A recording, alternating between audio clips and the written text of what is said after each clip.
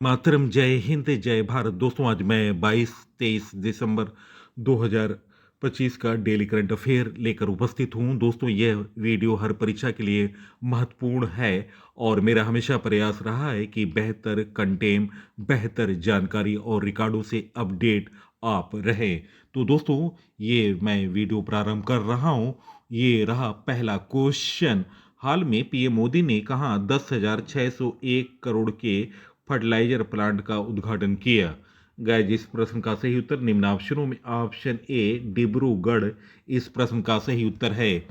प्रधानमंत्री नरेंद्र मोदी ने 21 दिसंबर 2025 को असम के डिब्रूगढ़ जिले के नामरूप में 10,601 करोड़ रुपए के अमोनिया यूरिया फर्टिलाइजर प्लांट का शिलान्यास किया। यह project Assam Valley Fertilizer and Chemical Limited AVFCCL के तहत बनाया गया और हर साल 12.7 लाख टन यूरिया उत्पादन करेगा।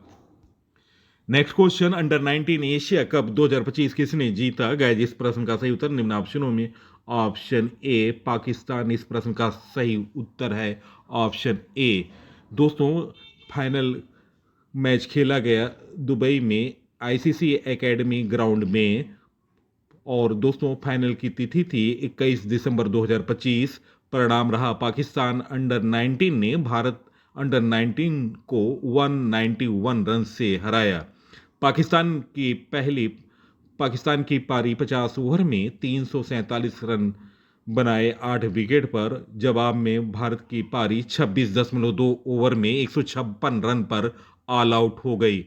भारत के कप्तान आयुष महात्रे थे और भारत के उप कप्तान थे विहान मल्होत्रा। दोस्तों, अंडर 19 एशिया कप के विजेताओं के बारे में जानकारी। वर्ष 1989 में विजेता रहा अपना प्यारा देश भारत और उप विजेता था श्रीलंका।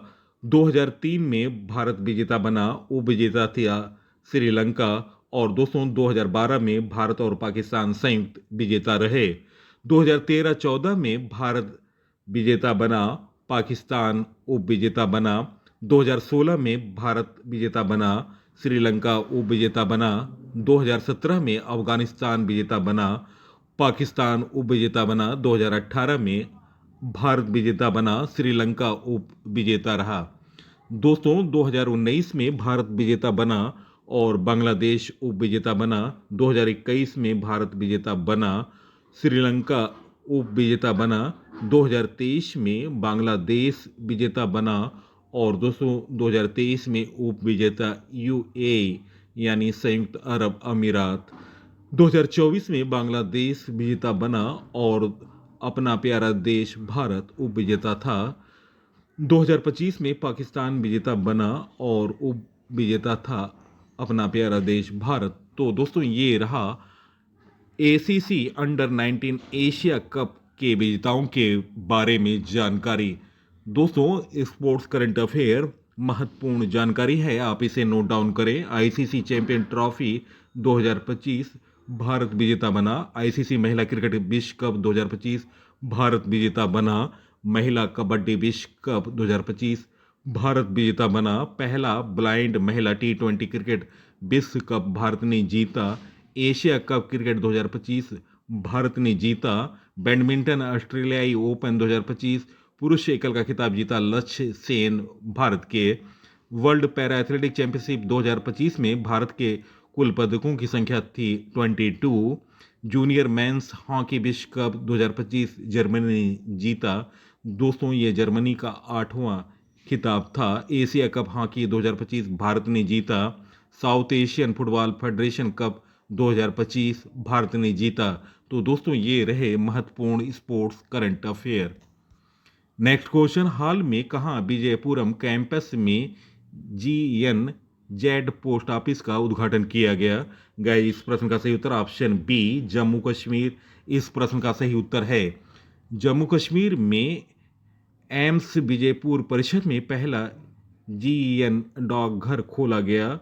दोस्तों, एम्स विजयपुर देश का पहला एम्स बना जहां GNZ डाकघर शुरू हुआ। इसका उद्देश्य युवाओं को ध्यान में रखकर आधुनिक सेवाएं देना। यह डाकघर पोस्ट बैंकिंग और बीमा सेवाएं एक ही जगह पर उपलब्ध कराता है। जम्मू कश्मीर के बारे में जानकारी। जम्मू कश्मीर की राजधानी श्रीनगर और जम्मू है। उपराज्यपाल हैं वर्तमान में मनोज सिन्हा। मुख्यमंत्री हैं उमर अब्दुल्ला। दोस्तों, जम्मू कश्मीर केंद्र शासित प्रदेश बना 31 अक्टूबर 2019।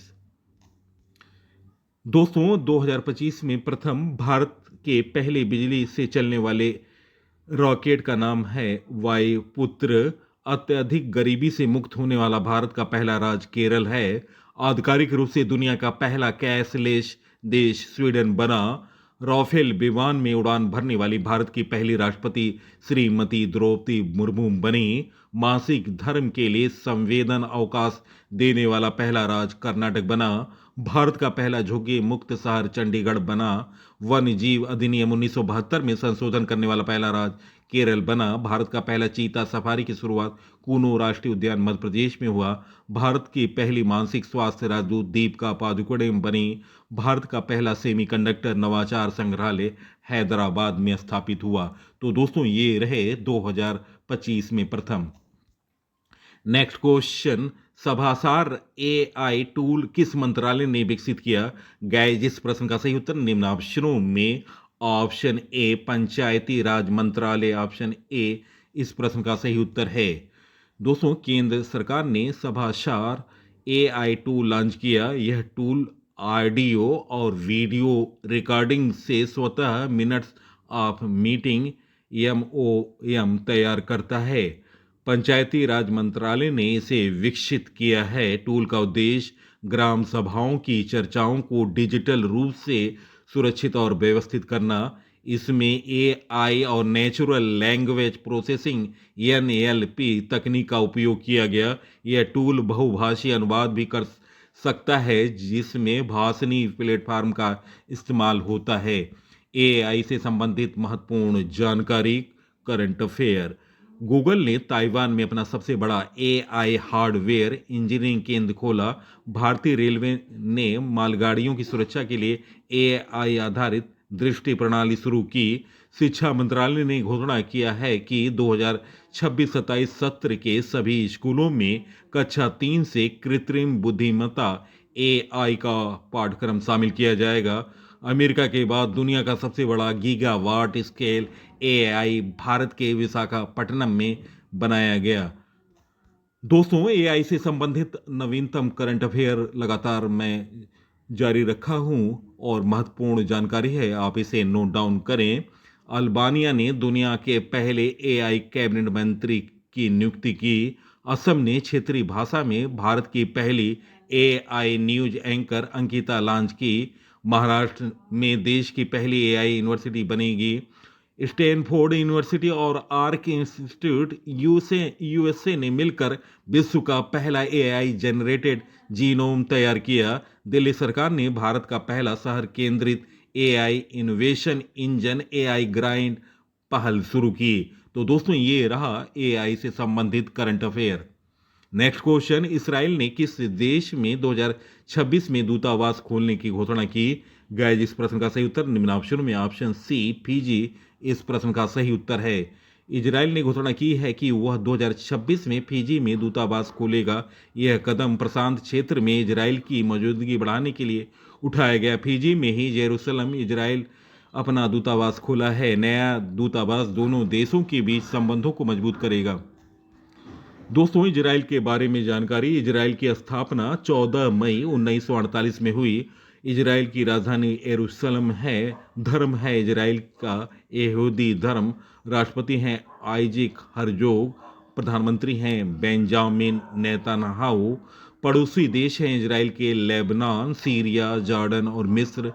दोस्तों, इजराइल भूमध्य सागर के पूर्वी तट पर स्थित है।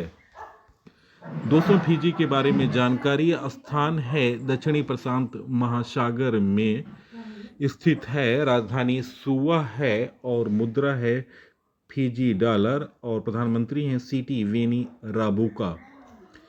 नेक्स्ट क्वेश्चन, हाल में भारत का पहला वन विश्वविद्यालय कहाँ स्थापित होगा? गाइस, इस प्रश्न का सही उत्तर निम्न ऑप्शनों में ऑप्शन बी गोरखपुर इस प्रश्न का सही उत्तर है।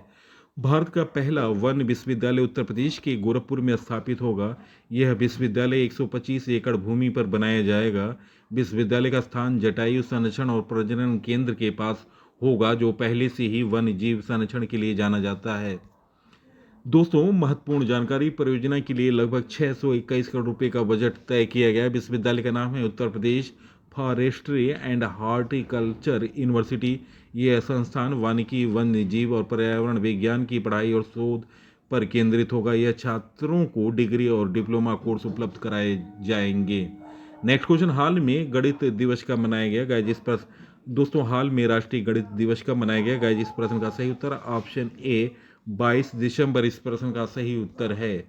हर साल 22 दिसंबर को पूरे भारत में राष्ट्रीय गणित दिवस मनाया जाता है। यह दिन श्रीनिवास रामानुजन की जयंती के रूप में मनाया जाता है, जो अब तक के सबसे महान गणितज्ञों में से एक थे। 2025 में स्कूल, कॉलेज, रिसर्च संस्थान और एकेडमिक संस्थाएं एक बार फिर शिक्षा, विज्ञान, टेक्नोलॉजी और रोजमर्रा की जिंदगी में गणित के महत्व को बताने के लिए यह दिन मनाया जा रहा है।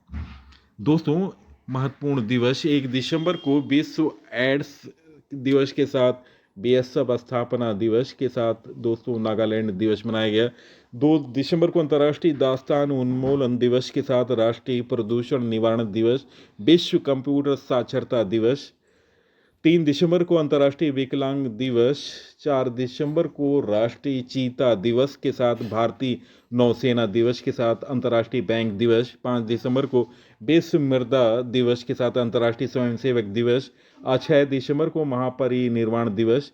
7 दिसंबर को सशस्त्र सेना झंडा दिवस के साथ अंतर्राष्ट्रीय नागरिक दिवस।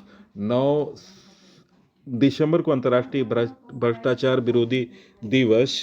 दोस्तों, 10 दिसंबर को मानव अधिकार दिवस के साथ अंतर्राष्ट्रीय पशु अधिकार दिवस। 11 दिसंबर को अंतर्राष्ट्रीय पर्वत दिवस। 12 दिसंबर को अंतर्राष्ट्रीय सार्वभौमिक स्वास्थ्य कवरेज दिवस के साथ अंतर्राष्ट्रीय तटस्थता दिवस। 14 दिसंबर को राष्ट्रीय ऊर्जा संरक्षण दिवस। 16 दिसंबर को विजय दिवस। 17 दिसंबर को भारत में पेंशनर दिवस। 18 दिसंबर को अल्पसंख्यक अधिकार दिवस के साथ अंतर्राष्ट्रीय प्रवासी दिवस के साथ विश्व अरबी भाषा दिवस।